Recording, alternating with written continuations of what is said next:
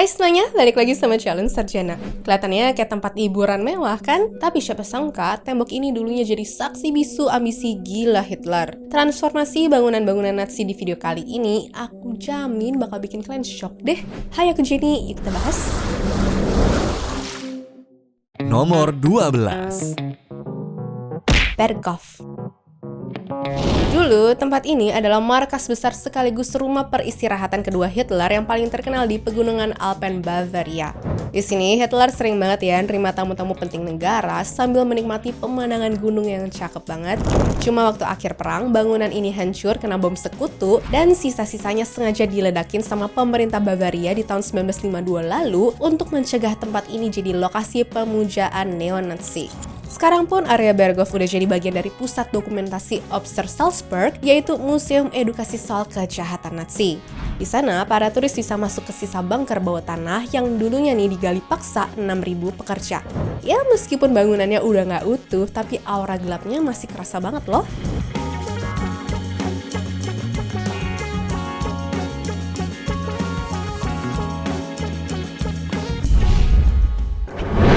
Nomor 11.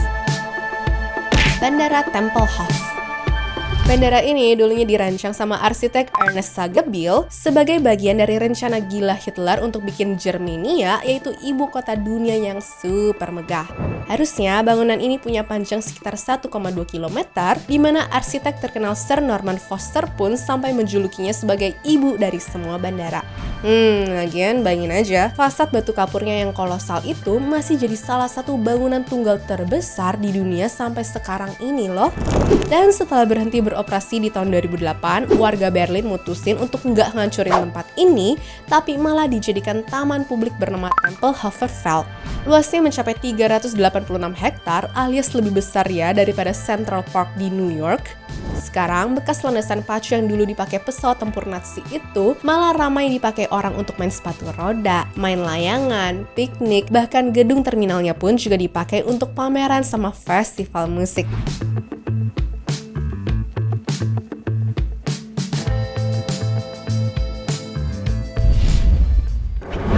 Nomor 10. Zeppelin Tribune. Pernah lihat video lama Nazi lagi baris massal dengan bendera-bendera raksasa nggak? Nah, itu kejadiannya di Zeppelin Tribune ini ya guys. Jadi, arsitek Albert Speer bikin tribun yang terinspirasi dari altar Pergamon kuno biar kelihatan agung dan juga ngasih kesan yang nakutin. Terus, kalian kebayang nggak ukurannya tuh gimana? 360 kali 380 meter alias dengan kapasitas 300.000 orang. Di puncaknya dulu berdiri swastika gede banget gitu sembari dikelilingi 150 lampu sorot yang menembak cahaya ke langit sampai 8 km tingginya. Nah, sekarang kondisinya bisa dibilang udah agak rapuh karena faktor cuaca ya. Tapi pemerintah Jerman mutusin untuk tetap mempertahankan sisa-sisanya sebagai monumen peringatan.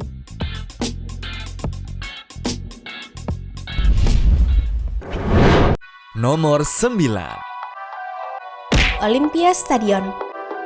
Nah, yang satu ini sejarahnya dramatis banget. Dibangun pada tahun 1934 sampai 1936 untuk Olimpiade musim panas 1936 era Nazi, arsitek Werner March bikin venue kapasitas 100.000 penonton ya guys.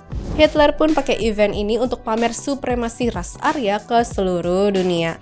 Tapi ya guys, disinilah justru dia dipermaluin habis-habisan. Jesse Owens, atlet kulit hitam Amerika, ternyata menang 4 medali emas langsung di depan Hitler dong. Ironis maksimal kan?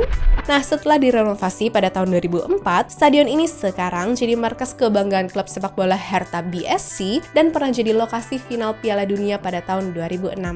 Coldplay, Madonna, sampai Rolling Stones pun juga pernah konser di sini loh. Jadi yang tadinya tempat pamer rasisme, sekarang malah jadi tempat semua orang bersatu lewat bola dan juga musik.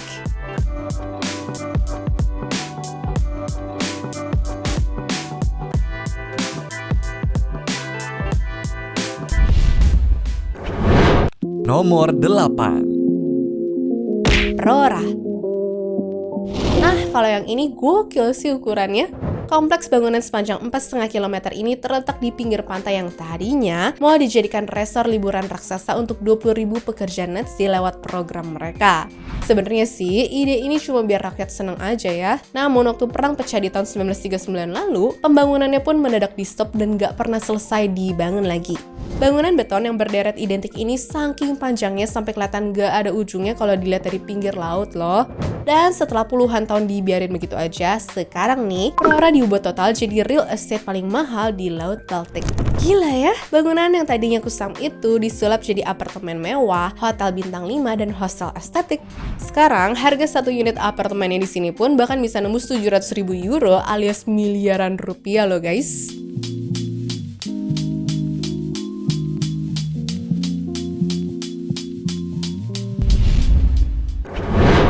Nomor 7. Congress Hill. Bangunan ini adalah gedung peninggalan Nazi terbesar yang masih utuh secara struktur. Ya, meskipun sebenarnya nggak pernah selesai dibangun juga sih. Tapi desain luarnya terinspirasi sama Colosseum di Roma dengan skala yang dibuat jauh lebih raksasa, yaitu dengan luas bangunannya 118.000 meter persegi. Ya, rencananya sih ini tuh mau dipakai untuk kongres partai Nazi dengan kapasitas 50.000 orang ya. Tapi karena perang, bagian atapnya pun belum sempat terpasang. Nah, sekarang gedung yang ompong tanpa atap ini nggak dibiarin kosong begitu aja. Karena di salah satu sudutnya, pemerintah Jerman membangun Documentation Center yang jadi museum super komprehensif soal sejarah kejahatan Nazi. Keren kan? Fungsinya berhasil diputar balik ya guys. Yang tadinya dibangun untuk merayakan kejayaan rezim, sekarang malah jadi tempat edukasi.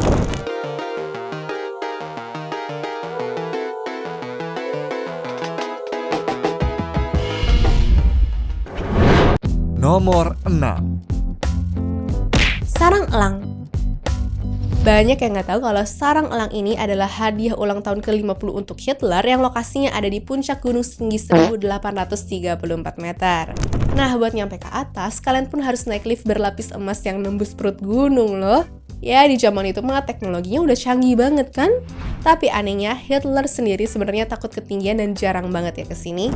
Tercatat cuma sekitar 14 kali dia mampir ke sarang elang itu. Untungnya bangunan ini nggak kena bom waktu perang, sehingga sampai sekarang kondisinya masih asli banget.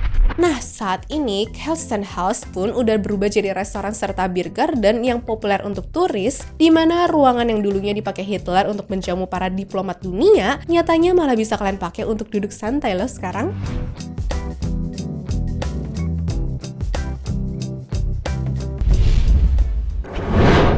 Nomor 5.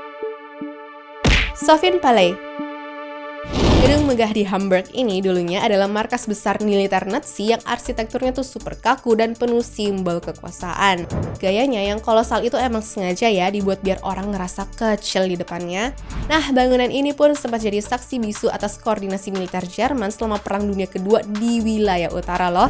Tapi sekarang gimana tuh? Kalau kalian lewat sini, teman-teman gak bakal ketemu tentara lagi karena malah didatengin sama para sultan Hamburg loh.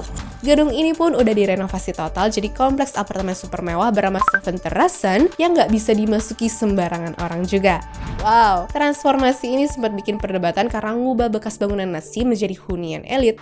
Tapi banyak juga yang nganggap kalau ini adalah cara terbaik untuk merebut kembali ruang kota dari sejarah hitam masa lalu. Namun gimana nih menurut kalian?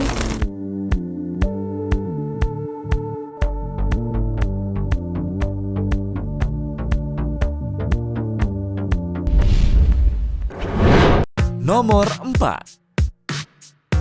Menara Flak. Yang ini mungkin bangunan paling aneh transformasinya ya. Menara Flak itu awalnya adalah benteng beton raksasa yang dulu dibangun untuk naruh meriam anti pesawat sekaligus jadi bunker perlindungan warga sipil. Bahkan tebal temboknya aja bisa sampai 3,5 meter yang membuat menara-menara ini tuh susah banget dihancurin. Nah, di Berlin beginian tuh ada 3 ya guys, di mana 2-nya masih berdiri sampai sekarang. Kenapa? Karena ternyata nggak bisa dihancurin.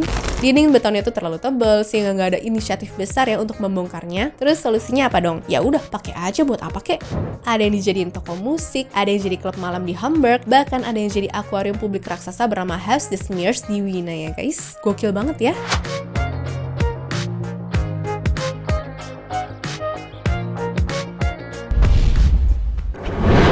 Nomor 3.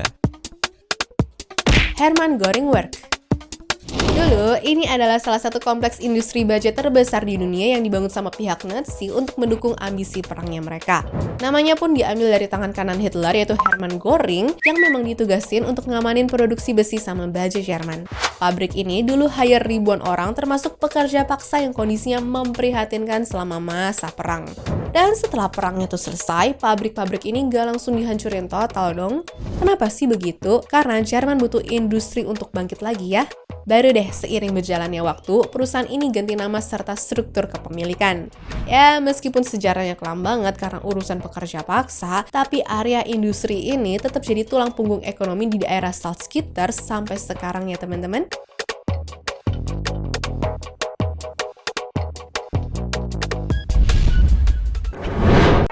Nomor 2. Adensberg Volkswagen. Pernah kepikiran Nazi punya sekolah elit nggak sih? Iya guys, mereka punya dong, dan bangunannya tuh masih berdiri loh. Kompleks luas 50.000 meter persegi ini dulunya adalah sekolah elit untuk anak-anak Nazi yang awalnya diduga bakal disiapin menjadi pemimpin di masa depan.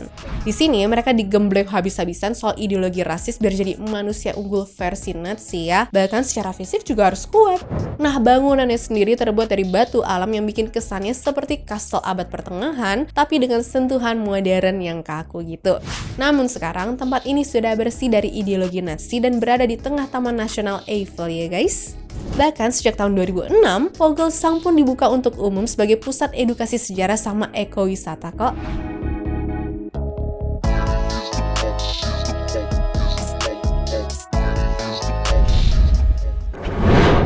Nomor 1.